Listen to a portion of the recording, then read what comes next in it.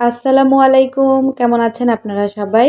আশা করি যে যেখান থেকে আমার এই ভিডিওটি দেখছেন, মহান আল্লাহ তাআলার অসীম রহমতে সবাই অনেক অনেক ভালো আছেন। আমরাও আলহামদুলিল্লাহ ভালো আছি।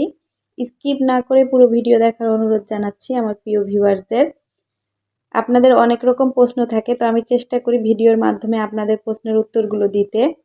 তাহলে হতে পারে অন্য আপুরও যদি একই রকম প্রশ্ন থাকে, একটি বিষয়ে কিন্তু অনেক আপুরাই জানতে চান, অনেকে একটাই বিষয় নিয়ে প্রশ্ন করেন। তো সেজন্য আমি চেষ্টা করি ভিডিওর মাধ্যমে আপনাদেরকে উত্তর দিতে। তাহলে আপনারা আপনাদের প্রশ্নের উত্তর পেয়ে যাবেন। আর আপনাদের সাথে আরও যে আপুরা ভিডিও দেখবে, ওনাদের মনেও যদি কোনো প্রশ্ন আসে থাকে, তাহলে ভিডিওর মাধ্যমে ওনারাও সাথে সাথে ভিডিও দেখে উত্তরটা জানতে পারবে। কষ্ট করে কমেন্ট করে অপেক্ষা করতে হবে না। তাই আমি চেষ্টা করি আমার প্রত্যেকটা ভিডিওতেই আপনাদের প্রশ্নের উত্তরগুলো দিয়ে দিতে। সেই জন্য আমি কিন্তু আপনাদেরকে স্কিপ না করে পুরো ভিডিও দেখার জন্য অনুরোধ জানাই। তো আমার অনেক আপুরাই স্কিপ করে ভিডিও দেখেন, পুরো ভিডিও দেখেন না, কিংবা হয়তোবা পুরো ভিডিও দেখেন না, তো আবার একই প্রশ্ন করেন ভিডিওতে দেখানোর পরও। তো যাই হোক, একটা আপু কিন্তু আমাকে কমেন্ট করেছিলেন যে ট্রেসিংয়ের মানে কিভাবে আমি ট্রেসিং রাখি, কিভাবে যত্ন নেই কাপড় ছাপানোর পরে। তো এটা একটা বড় বিষয়। আসলে একটা ট্রেসিং তৈরি করা, একটা ডিজাইন তৈরি করা, আবার ছোট ছোট করে ছিদ্র করে ট্রেসিংটা ছাপের জন্য রেডি করা অনেক পরিশ্রমের বিষয় আছে, অনেক খাটুনি যায়। তো এখানে কিন্তু কাপড়গুলো ছাপানোর পরে ড্রেসিংগুলো পরিষ্কার করে আমি গুছিয়ে রেখে দিচ্ছিলাম। আর হচ্ছে নীলের ছাপটা দেওয়ার পরে আপনারা হচ্ছে ড্রেসিংটা সুন্দর করে শুকনো কাপড় দিয়ে মুছে তারপরে সাদা ছাপটা দিবেন। নীলের ছাপ দেওয়ার পরে ভালোভাবে পরিষ্কার না করে সাদা ছাপটা দিতে গেলে কিন্তু পরিষ্কার আসে না, নীল নীল ভাব থাকে, ভালোভাবে বোঝা যায় না।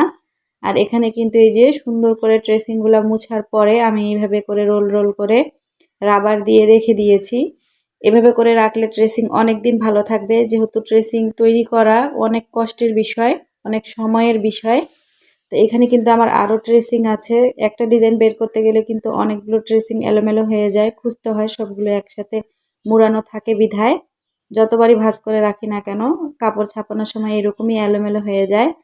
আর আপনারা যদি কাপড় ছাপানোর পরে বেশি নীল কিংবা জিঙ্কের গুঁড়ো লেগে থাকে ড্রেসিংয়ে, তো সেটা কিভাবে পরিষ্কার করবেন, একটু কেরোসিন তেল নিয়ে সেটাতে একটা ন্যাকড়া দিয়ে লাগিয়ে কিন্তু আপনারা হচ্ছে ড্রেসিংয়ের উপর ঘষা দিবেন। ঘষলেই কিন্তু নীলগুলো কিংবা জিঙ্ক অক্সাইডের যে গুঁড়োগুলো লেগে থাকে এগুলো কিন্তু সুন্দরভাবে পরিষ্কার হয়ে কাগজটা একদম সাদা হয়ে যাবে, ড্রেসিং পেপারটা। তো একটু কেরোসিন তেল দিয়ে যদি আপনারা ন্যাকড়ার সাহায্যে পরিষ্কার করে নেন, এভাবেও কিন্তু ড্রেসিং একেবারে নতুনের মতো পরিষ্কার হয়ে যায়। তো এভাবেও পরিষ্কার করে রাখতে পারেন। অনেক সময় নীলের গুঁড়া কিংবা সাদা যে ছাপটা আমরা দেওয়ার পরে কাগজটা সেভাবে রেখে দেই, তখন কিন্তু শক্ত হয়ে যায়। শক্ত হয়ে গেলে কিন্তু শুকনো কাপড় দিয়ে ঘষলে আর উঠতে চায় না। তো আপনারা চাইলে কিন্তু একটু কেরোসিন তেল দিয়ে ন্যাকড়া দিয়ে ঘষা দিলেই কিন্তু পরিষ্কার করে নিতে পারবেন সহজে। তো আশা করি আমার যে আপুরা ট্রেসিংয়ের বিষয়ে জানতে চেয়েছিলেন জানতে পেরেছেন। আর এখানে সুন্দর একটা ডিজাইনের ড্রয়িং আপনাদের সাথে শেয়ার করছি। এটা তো আমি ছাপিয়েছি প্রথমেই, কিন্তু ভিডিওর প্রথমেই আপনাদের সাথে শেয়ার করেছি। আর প্রথমেই ড্রেসিংয়ে কিন্তু হচ্ছে পেন্সিল দিয়ে আঁকিয়ে নিতে হয়, তারপরে সাইন পেন দিয়ে আবার সেই আঁকানোগুলো স্পষ্ট করে আঁকিয়ে নিতে হয়। তারপরে কিন্তু সুই কিংবা হেজাব পিনের সাহায্যে আপনারা ছোট ছোট ছিদ্র করে নিলে ড্রেসিং রেডি হয়ে যাবে।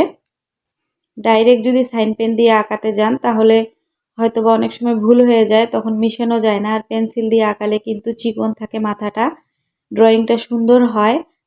আর হচ্ছে যদি ভুল হয়ে যায় তাহলে কিন্তু মেশানো যায়, আর ডাইরেক্ট কিন্তু সাইন পেন দিয়ে করলে মেশানো যায় না, সমস্যা হয়ে যায়।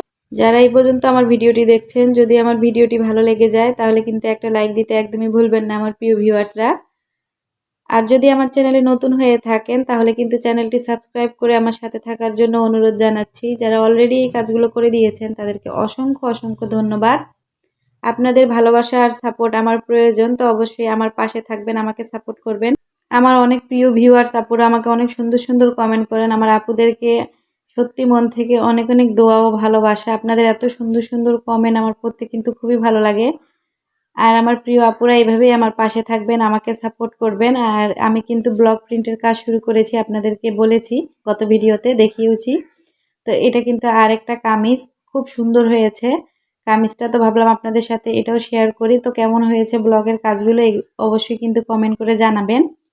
আর আমার কাছ থেকে কিন্তু যদি হাতের কাজের ড্রেস কিংবা ব্লক প্রিন্টের ড্রেস কাস্টমাইজ করে নিতে চান কিংবা আমার তৈরি কোনো ড্রেস নিতে চান তাহলে কিন্তু স্ক্রিনে আমার হোয়াটসঅ্যাপ আর ইমো নাম্বার দেওয়াই থাকে ভিডিওতে। তো সেখান থেকে আপনারা যোগাযোগ করে কিন্তু নিতে পারবেন। তো সবাই ভালো থাকবেন, সুস্থ থাকবেন। মহান আল্লাহ তাআলা আমাদের সবাইকে ভালো রাখুন, সুস্থ রাখুন। আসসালামু আলাইকুম। আল্লাহ হাফেজ।